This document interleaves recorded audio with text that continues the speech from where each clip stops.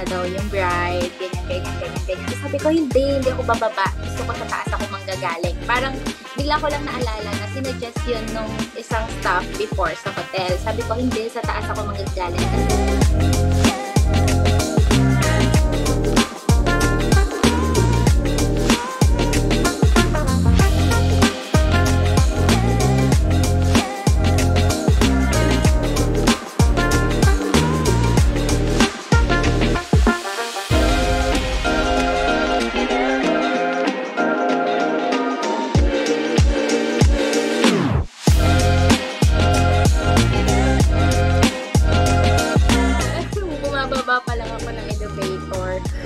Humahagulgol na po siya sa baba.